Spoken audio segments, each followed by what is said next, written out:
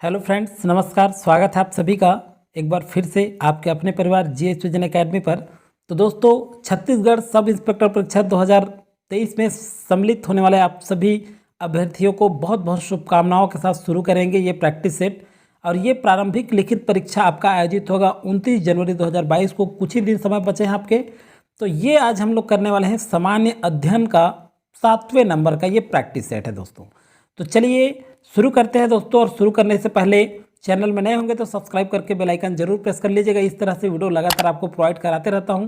और जल्दी ही मैं कोर्स कंप्लीट करा दूंगा आपका। जल्दी ही हम लोग कवर कर लेंगे, हिंदी पर भी जल्द ही वीडियो आएगा। तो इस तरह से सबसे पहले तो जीएस का करेंगे हम लोग, उसके बाद छत्तीसगढ़ देखेंगे। साथ ही साथ सीजीपीएससी एग्जाम का भी जो भी तैयारी कर रहे होंगे वो भी इस क्वेश्चन को जरूर सॉल्व करें। तो देखिए, कृष्णदेव राय के शासनकाल के दौरान किस यात्री ने इनके राज्य का भ्रमण किया था? तो देखिए, कृष्णदेव राय के शासनकाल के दौरान कौन से, तो देखिए बारबोसा भी आए थे और पायस भी आए थे, ये दोनों आए थे।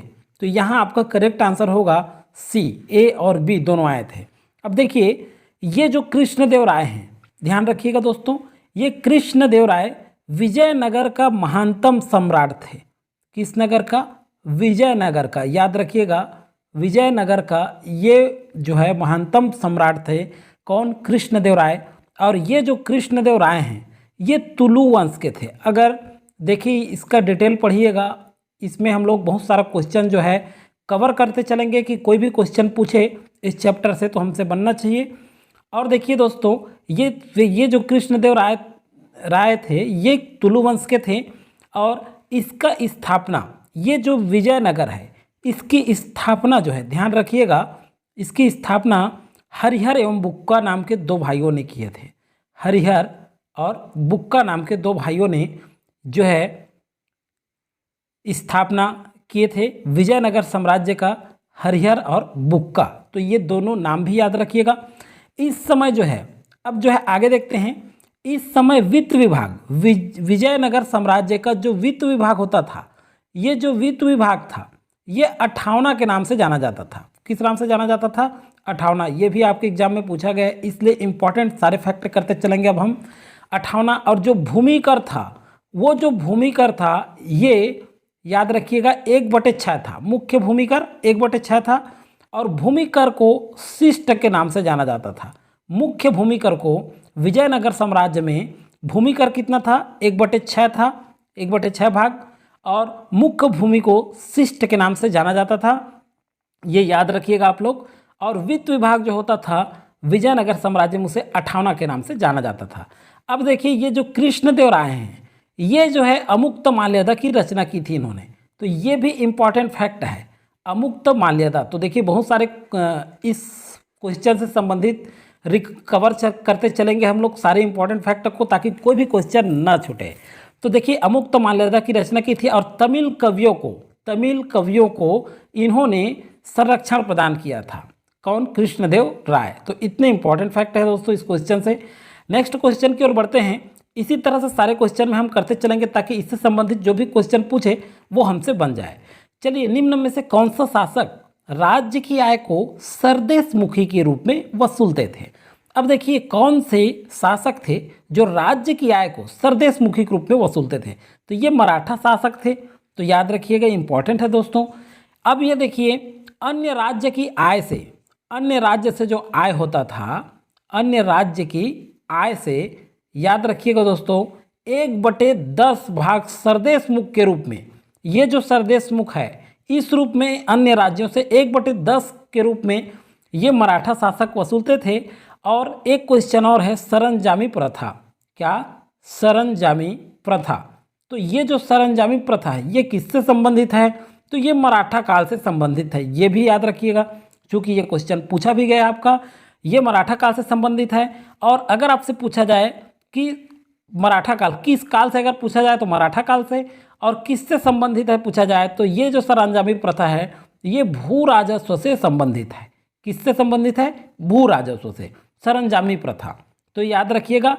अब देखिए, इसमें और एक चीज़ देखते हैं, पुरंदर की संधि भी इसमें इम्पॉर्टेंट पॉइंट है। तो जो पुरंदर की जो संधि हुई थी ये किनके बीच हुई थी और कब हुई थी? ये क्वेश्चन आपके पीएससी में भी पूछा जा चुका है, इसलिए इंपॉर्टेंट क्वेश्चन को जरूर करते चलिए। क्योंकि एसआई का एग्जाम है, कोई भी क्वेश्चन उठा सकता है। तो देखिए ये जो है 1665 में हुई थी पुरंदर की संधि, याद रखिएगा। और मुगल सेना जय सिंह और शिवाजी के बीच, किनके बीच? जय सिंह और शिवाजी के बीच हुई थी, याद रखिएगा, शिवाजी। अब देखिए जय सिंह ने मजबूर कर दिया था इनको पुरंदर संधि के लिए और शिवाजी को आत्मसमर्पण करने के लिए, समर्पण करने के लिए, और ये जो है इनको शिवाजी को पुरंदर संधि के लिए मजबूर कर दिए थे, याद रखिएगा। कौन? ये जो है जय सिंह, ये मुगल सेनापति थे। अब चलिए देखते हैं शिवाजी का जो युद्ध था उसे गोरिल्ला पद्धति या छापामार पद्धति के नाम से जाना जाता है। किस पद्धति के नाम से? छापामार पद्धति के नाम से। तो इससे इंपॉर्टेंट क्वेश्चन इतने बनते हैं। इसी तरह से सारे क्वेश्चन को हम लोग करते चलेंगे ताकि एक क्वेश्चन में और बहुत सारे क्वेश्चन उसी में रिवाइज हो जाए और कवर होते चला जाए। अब देखिए किस शासक ने, अगला क्वेश्चन है, गुलबर्गा को अपनी राजधानी बनाया था। तो देखिए किस शासक ने गुलबर्गा को अपनी राजधानी बनाया? तो हसन गंगू ने बनाया। किसने बनाया? हसन गंगू ने। और ये जो हसन गंगू है, याद रखिए, ये बहमनी राज्य की स्थापना की। किस राज्य की स्थापना की इसने? बहमनी राज्य की। किसने? हसन गंगू ने स्थापना की, बहमनी राज्य की स्थापना की। और कब की? तो 1347 ईस्वी में, याद रखिएगा, बहुत ही इंपॉर्टेंट है दोस्तों। 1347 ईस्वी में की और बहमनी साम्राज्य की स्थापना की। किसने? हसन गंगू ने। अब देखिए चार मीनार का जो निर्माण है वो कुली कुतुब शाह ने किया। किसने किया? चार मीनार। तो ये भी क्वेश्चन आपका इंपॉर्टेंट बनता है, अगर इससे पढ़ रहे हैं तो इससे रिलेटेड और पढ़ लें कि कुली कुतुब शाह, किसने? कुली कुतुब शाह ने चार मीनार का निर्माण किया। किसने किया है? तो कुली कुतुब शाह ने चार मीनार का निर्माण किया। चलिए नेक्स्ट क्वेश्चन की ओर बढ़ते हैं। अद्वैतवाद के संस्थापक हैं। तो अद्वैतवाद के संस्थापक कौन हैं? तो अद्वैतवाद के संस्थापक हैं आपके शंकराचार्य। कौन है? शंकराचार्य। ये जो माधवाचार्य है, याद रखिएगा। अब सबको देख लेते हैं किसने क्या स्थापित किया है। माधवाचार्य द्वैतवाद के संस्थापक हैं, याद रखिएगा। ये बहुत ही इंपॉर्टेंट है क्योंकि इससे संबंधित एक क्वेश्चन पूछा जा सकता है। और वल्लभाचार्य हैं, ये शुद्ध द्वैतवाद, क्या है ये? शुद्ध द्वैतवाद के प्रतिपादक हैं। शुद्ध द्वैतवाद, देखिए वल्लभाचार्य शुद्ध द्वैतवाद। और रामानुज जो हैं ये जो है विशिष्टा द्वैतवाद। किसका? विशिष्टा द्वैतवाद, याद रखिएगा। ये विशिष्टा द्वैतवाद के रामानुज और वल्लभाचार्य शुद्ध द्वैतवाद के माधवाचार्य द्वैतवाद के। अब देखिए तुकाराम एक और है, ये भी इंपॉर्टेंट है। तुकाराम जो है ये वरकरी पथ के संस्थापक हैं। किसके? वरकरी पथ के। तो याद रखिएगा, इतने इंपॉर्टेंट फैक्ट बनते हैं इस क्वेश्चन से। नेक्स्ट है आपका, बाजार नियंत्रण की नीति किस सुल्तान ने अपनाया? तो देखिए बाजार नियंत्रण की नीति जो है ये जो है अलाउद्दीन खिलजी ने अपनाया। ये बहुत ही इंपॉर्टेंट है, ये पूछा भी गया है। और यही जो अलाउद्दीन खिलजी हैं, ये दान भूमि को अधिग्रहण किया गया। दान किया गया जो भूमि था, दान भूमि, उसको इन्होंने अधिग्रहण कर लिया। क्या कर लिया? अधिग्रहण कर लिया। ध्यान रखिएगा, दान की गई भूमि को अधिग्रहण कर लिया इन्होंने। एक चीज़ और है कि ये जो है समस्त भूमि को खालसा भूमि घोषित किया। ये भी याद रखिएगा, ये भी इंपॉर्टेंट है। खालसा भूमि घोषित किए इन्होंने। किसने? ये अलाउद्दीन खिलजी ने। नेक्स्ट क्वेश्चन की ओर बढ़ते हैं और नेक्स्ट क्वेश्चन है सही सुमेलित कीजिए। अब देखिए सही सुमेलित कीजिए स्वराज दल। अब देखिए इसे हम कैसे देखेंगे? स्वराज दल 1923 में। स्वराज दल कब, किस सन में? तो 1923 में। चौरी चौरा हत्याकांड 12 फरवरी 1922 लिखा है, जबकि ये 5 फरवरी 1922 है। याद रखिएगा 5 फरवरी 1922। कांग्रेस का लाहौर अधिवेशन 1929, ये सही है। तो सही सुमेलित पूछ रहा है तो कांग्रेस का जो लाहौर अधिवेशन है ये 1929 में हुआ और साइमन कमीशन 1928 लिखा है, जबकि इसका सही आंसर होगा 1927। तो कांग्रेस का साइमन कमीशन 1927, कांग्रेस का लाहौर अधिवेशन, इसमें जो है इस लाहौर अधिवेशन में याद रखिएगा पूर्ण स्वराज्य की घोषणा की गई।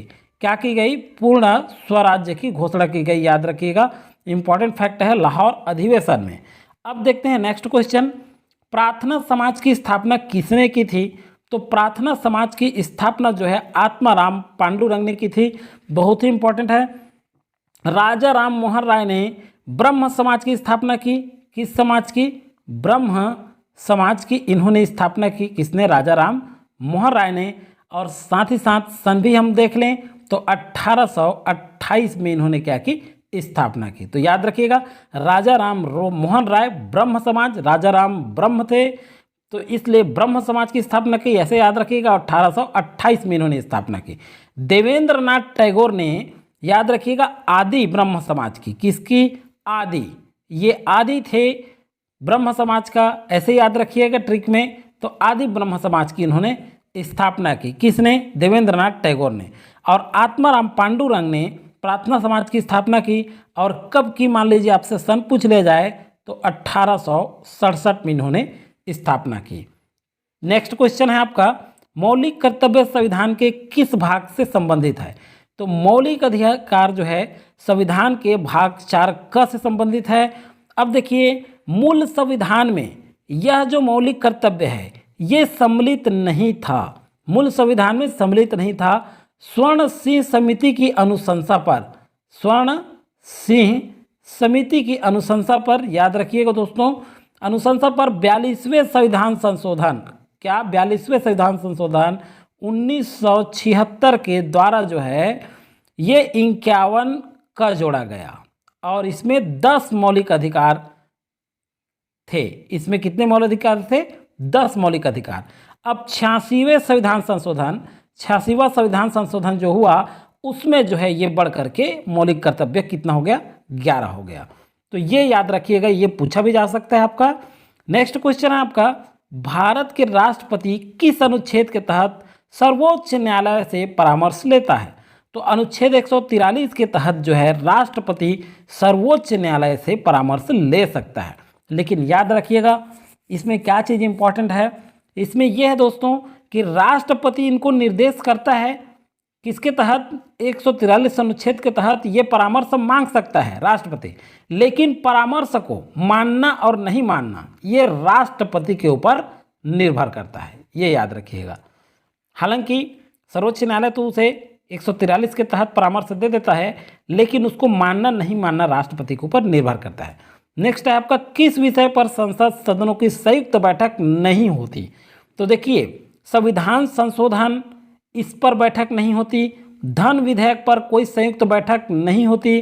तो इस तरह से सी आपका करेक्ट आंसर आ जाएगा।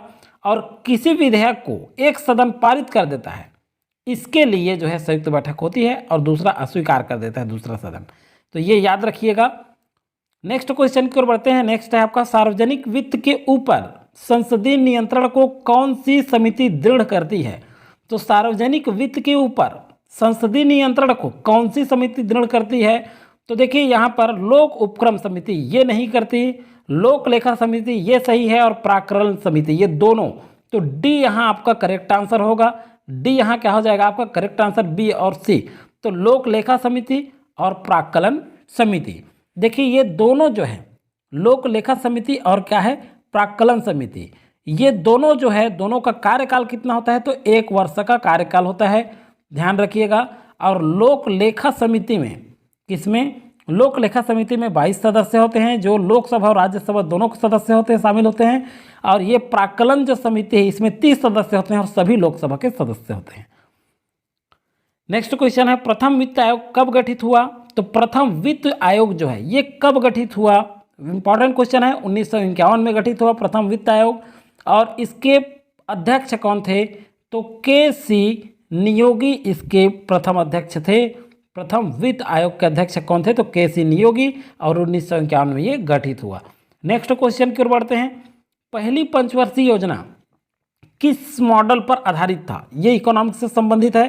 तो देखिए, पहली जो पंचवर्षीय योजना है ये हेरेड डोमर के मॉडल पर आधारित है। और पहला जो पंचवर्षीय योजना है ये किस मॉडल पर? हेरेड डोमर 1951 से 1956, 5 साल के लिए पंचवर्षीय योजना बनता है, आप सभी जानते हैं। नेक्स्ट है आपका, जवाहर रोजगार योजना कब प्रारंभ किया गया था? तो जवाहर रोजगार योजना जो है 1989-90 में प्रारंभ किया गया था।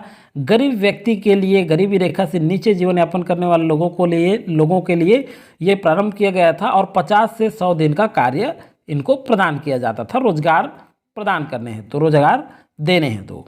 नेक्स्ट है आपका भारतीय रिजर्व बैंक का राष्ट्रीयकरण कब किया गया?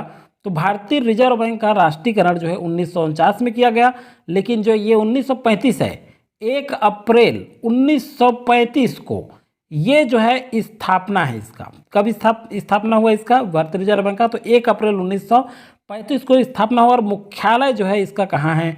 तो मुख्यालय जो है दोस्तों इसका मुंबई में है। याद रखिएगा, इतना इंपॉर्टेंट फैक्ट है इस क्वेश्चन का। नेक्स्ट क्वेश्चन जो है आपका, निम्नलिखित में से कौन सा प्रत्यक्ष कर है? तो देखिए कौन सा प्रत्यक्ष कर है? संपत्ति कर ये प्रत्यक्ष कर है। कौन सा कर? संपत्ति कर प्रत्यक्ष कर है। बाकी विक्रय शुल्क, विक्रय कर, उत्पाद शुल्क और आबकारी कर, ये तीनों जो है ये अप्रत्यक्ष कर है। ये तीनों क्या है? अप्रत्यक्ष कर है। नेक्स्ट क्वेश्चन की ओर बढ़ते हैं। नेक्स्ट है भारत के समुद्र तट की लंबाई है। अब देखिए ज्योग्राफी से देख रहे हैं, भारत के समुद्र तट की लंबाई 7516 किलोमीटर है लगभग। तो याद रखिएगा, ये इंपॉर्टेंट है। नेक्स्ट क्वेश्चन है आपका, कर्क रेखा के उत्तर में स्थित क्षेत्र को कहा जाता है। तो दोस्तों अगर आपको वीडियो अच्छा लगता है तो लाइक जरूर कर दीजिएगा, अपने दोस्तों को शेयर करना नहीं भूलिएगा, क्योंकि अंतिम रणनीति है। और इस तरह से जितना भी हमारा वीडियो आएगा सारे वीडियो को आप जरूर जो है सॉल्व करिए, कितना तैयारी है, क्योंकि इससे आपकी तैयारी भी मजबूत होता है जितने आप अभ्यास करते हैं। कर्क रेखा के उत्तर में स्थित क्षेत्र को कहा जाता है। तो कर्क रेखा के उत्तर में स्थित क्षेत्र को क्या कहा जाता है? तो देखिए इसका सही आंसर होगा उपोष्ण कटिबंधीय क्षेत्र कहा जाता है, उपोष्ण कटिबंधीय क्षेत्र। और देखिए ये कर्क रेखा जो है, देखिए अगर हम देखें मैप में देखें,